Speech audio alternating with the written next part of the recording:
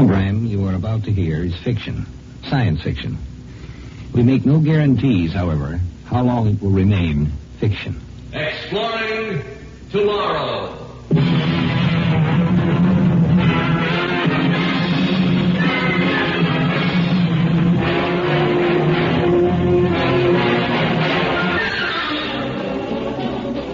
And now here is your guide to these adventures of the mind, the editor of Astounding Science Fiction magazine, John Campbell, Jr.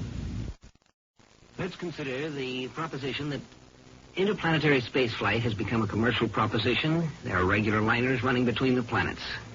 And the Martian Queen, we'll say, is such a liner. A spaceship making a short-run orbit from Mars to Earth. This time she's carrying 150 passengers and a crew of 30 or so. She's made a long, uneventful trip from space, and now she's approaching the last leg of her voyage, the deceleration for landing. Your attention, please. Throughout the trip, artificial gravity has been maintained by spin around the long axis of the ship. In 3 minutes, the gyros will begin to slow the spin. We have to stop the rotation around the axis of the ship in order to apply thrust along it. Please get into your bunks and fasten your safety belts. At the appointed time, gyros cut in, slowing the spin on the ship. When the rotation had stopped, the skipper of the Martian Queen and his navigator were ready to begin the actual landing. How's our course, Glenn? Dead on, Captain Deering. We're approaching Earth a little over 60 miles per second. I need to land at this speed. How much time do we have? 15 seconds. The rocket tubes are aligned properly with respect to Earth. The timer is set. Ready? Strapped in and ready. Keep her on automatic till the last 5,000 feet. I'll bring her down from there manually. Right, sir. There she goes.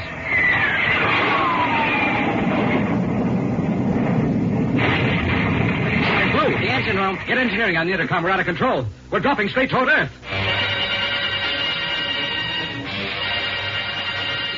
The Martian Queen had been heading towards White Sands Spaceport. And as a matter of course, the radar teams at White Sands had been alerted for the landing.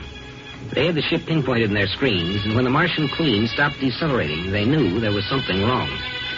The major in charge of Control Tower 1 put in a fast emergency call to the commanding officer of White Sands Spaceport. General Stanley speaking. What's that, Major? The Martian Queen. Where? Yes, I understand. All right, get all data you can on her. Now, keep the radar tracking as long as possible and try to compute an orbit. I want to know where she's going to hit. And get a tight beam communications line to that ship. I want to speak to Captain Deering personally. Yes, Major, I'll be right over.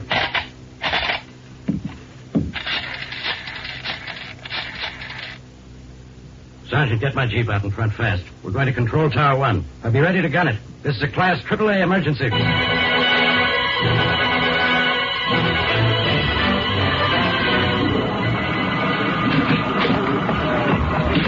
And, Major, have you made tight beam connections with the Martian Queen? Yes, sir. Good. Now, I'll take the microphone. Hello, Captain Deering. This is General Stanley at White Sands. Can you hear me? This is Deering. You're coming in fine, General. What the devil happened up there? Explosion in the engine room. Don't know what caused it. 4 men dead and the rocket troops are gone. What about the main converter? Almost completely gone. It's one that didn't blow into fragments when it went. There's plenty of heat and radiation. The engine crew must have died almost instantly. Well, what about these secondary converters? Nothing left of them but molten metal and slag. You've got no way to slow down the ship or change its course? No way whatever, General. Our only hope is that we don't hit Earth. If we are on a collision course, we're finished. I know. Let's hope you go on past Earth without hitting it. Now, we have a radar fix on you, but it isn't accurate at this distance. Now, get your navigator busy. And we want your coordinates and velocity as close as you can figure them. Oh, keep this line open. I'll call you as soon as I can get more information. Right. I'll get Blevin busy on those figures. Over. Oh, Major. Yes, sir. Keep that line open no matter what happens. As soon as Captain Deering gives you those figures, have them coded and put through the big computer. Try to get a closer radar fix and put that data through the computer, too. I want an orbit on the Martian Queen that's as close as skin. You got it? Yes, sir. Good. And keep this whole thing quiet. Nobody is to know that the Martian Queen is in trouble till I've notified the Secretary of Special Affairs in Washington. Meanwhile, I'll have to use your phone.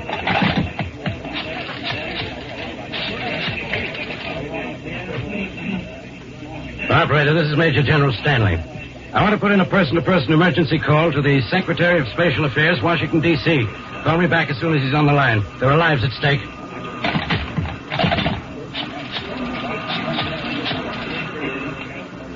Hello, experimental station. General Stanley here. Now, let me talk to Colonel Ashmore. I don't care what he's doing. Get him on the phone. Colonel Osborne, Stanley. What's the top acceleration of that new experimental job? That's right, the XV-19. Good. I want you to have it loaded, primed, and ready to go within 10 minutes. Emergency. I'll say it's an emergency. I want you to move faster than you've ever moved before. I want the XV-19 rocket out on the launching pad and ready within 10 minutes. Now, that's an order. And keep this under your hat. If a word of this leaks out or if that ship isn't ready to go on time, I'll see to it that you never wear those birds on your shoulder again. Is that clear? Good. Keep your line open for further orders.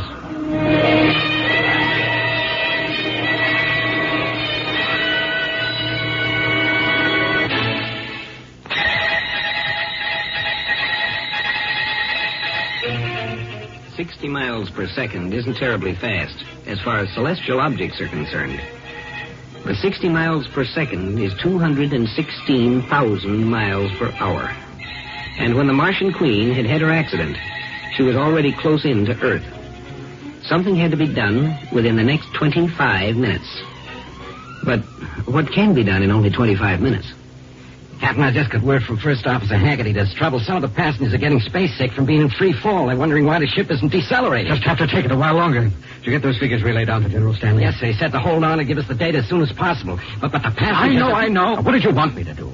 Tell them that the Martian Queen might be headed for the biggest, most spectacular crack-up in history? That'd be real smart, wouldn't it? Well, I didn't mean it that way, Skipper. I'll take the radio phone. That's White Sands again. Deering here. Deering, this is Stanley. How's everything? The same as ever. No propulsion, no escape. How does our orbit look? We have your coordinates down to a hair. We know within a mile or two where you'll hit. Then we will hit Earth. Well, that does it, doesn't it? I'm afraid so. If nothing happens between now and then, you're going to get a hot dunk in the ocean.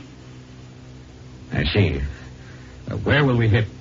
Give or take a mile or so, you'll hit Long Island Sound, about 10 miles south of Bridgeport, Connecticut. Well, you do what has to be done, General. You can depend on me for my end of it. I knew I could. Well, I'll let you know how things work out. I'll be waiting. The seconds tick by, and every second that passes brings the Martian Queen 60 miles closer to Earth. At that speed, it doesn't take long to move a few thousand miles. The Martian Queen was heading toward death at 3,600 miles a minute. Captain Deering, this is Stanley again. Colonel Osborne just phoned. We're sending up the XV-19, a super-fast high-acceleration rocket. It's the only thing that can possibly reach you in time, and even so, it'll be a close thing. Meanwhile, I'm trying to get in touch with the Secretary of Special Affairs, but he's out of his office right now. I'll let you know when to expect the rocket. All right, General. We'll be ready. Over. Over. Captain, I just came from the dining hall. Some of the passengers got out of their bunks and looked out the big viewport. And then they could see Earth, and they could see we're falling toward it. One of them started fighting with First Officer Haggerty, and the thing has ended up in a riot. The crazy fools. This is no time to be fighting. Can't the crew do anything? They're trying, but it's pretty rough. Here, give me that microphone. Your attention, please. This is Captain Deering. Now, please, your attention. There has been an accident. The drive engines of the ship have been disabled, and we're in a free-fall orbit. However, there is no reason to become panicked. We are in contact with White Sands Spaceport, and we've been notified that everything is under control. Now, some of you have been worried by the sight of Earth through the viewport, but I assure you we are in no danger of striking Earth. I repeat, the Martian Queen absolutely will not strike Earth. I'm well aware that this gravity-less condition is uncomfortable to many of you, but please have patience. It will only last for a few more minutes. I suggest that all of you return to your cabins and strap yourselves in. If acceleration were to return suddenly, anyone not strapped down might be seriously hurt. Please return to your cabins. Thank you. Well, that'll help some. Blevin, you go down and talk to them. Give them the same sort of information I gave them. And, Blevin... Yes, sir? Isn't one of the passengers a minister? Oh, yes, sir. The Reverend James Taylor, I think his name is. He was a missionary on Mars. Yeah, well, get him to help you. Sometimes people will listen to a clergyman when they won't pay attention to a space officer. Right, sir. I'll do what I can. Just a minute. That's Stanley. Yes, Deering here. Deering, the XV-19 is on the launching pad now, loaded and ready to go. I haven't been able to get hold of the Secretary of Special Affairs yet, but there isn't time to wait. I just got the signal, Deering. The XV-19 has left the launching pad. It will be up to you to guide it into the Martian Queen. Good luck, Deering. Thanks. But you'll need the good luck more than I will. So, good luck and goodbye. Okay, Blevin. Go down and give them a speech.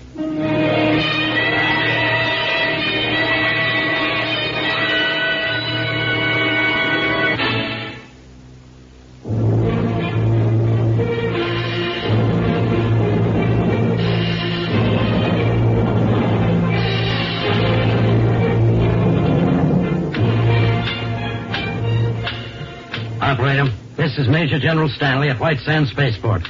I have been trying to get the Secretary of Spatial Affairs person to person, Washington, D.C. It has been 20 minutes now.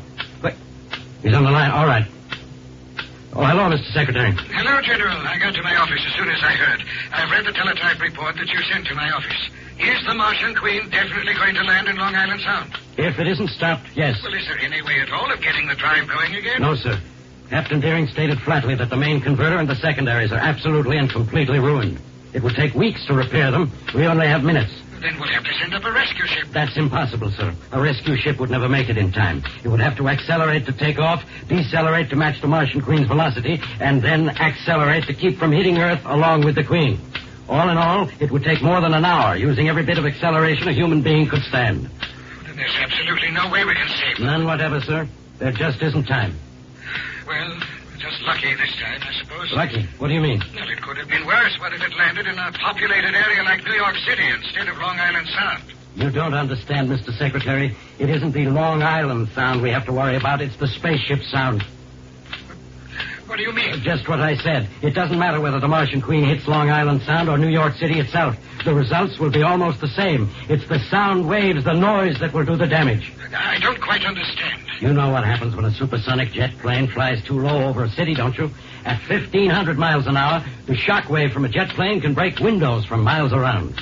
What do you think will happen when that spaceship comes in at 216,000 miles an hour? It will flatten every structure within a 50-mile radius. If that ship hits Long Island Sound, New York City will be toppling in ruins before it ever arrives. From Newark, New Jersey to Hartford, Connecticut, that shock wave will knock over everything standing. Can we evacuate the area? In a few minutes, well, hardly. What do you suggest, General? There's only one thing we can possibly do. Send up a rocket with an atomic bomb in it and blow that ship into gas before it hits. Are you crazy, General? Blow up 180 innocent people? I can't permit that, and it's murder. Murder? Is it murder to kill people who are already doomed? Is it murder to save the lives of 20 million people? There must be another way. General, I order you to send up a rescue ship immediately. Listen, you blockhead. Do you understand that it is impossible to send up a rescue ship? Do you understand that I can't pull miracles out of a hat? We could no more get a rescue ship up there in time than we could catch the Martian Queen with our bare hands. You can't talk to me that way, General. I'm sorry. I'm simply trying to get you to understand there's only one way out. Those people in that spaceship are going to die, no matter what we do. It would be better if they died without taking a few million more people with them. There must be some other way. Do you have any suggestions? Well, no. Exactly. There isn't any other way. Now, do I have your permission to send up that bomb? No. We've got to think of something else.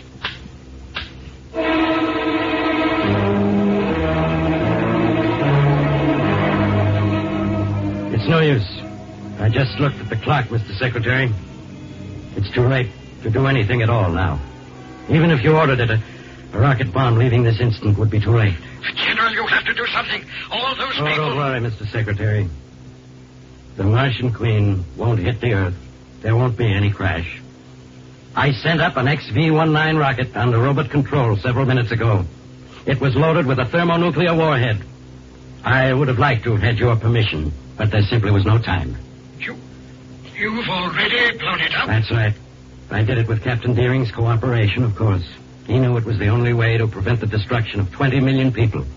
So he guided the missile into his own ship. The Martian Queen was vaporized over a minute ago. I presume you know what this means, General? I know what it means. I'll have to be court-martialed because most people won't understand why I did it any more than you did. Even if I get out of it with a whole skin, I lose everything I've ever worked for. But that's a small matter compared with the satisfaction of knowing that I saved the lives of 20 million human beings. Maybe those people will understand why Captain Deering and I did what we did. And they're the ones who count.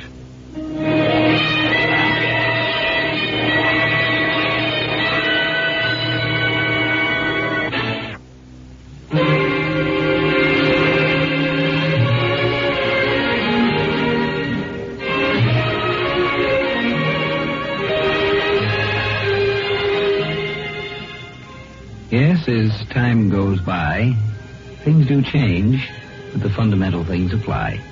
And the most fundamental of all, really, is you can't walk out on a problem and just let it take care of itself. By the time it gets taken care of, it's ready to take care of you, but good.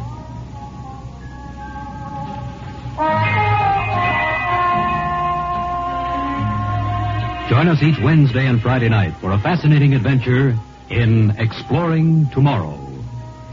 Script was by Paul Anderson. Produced and directed by Sanford Marshall here in New York.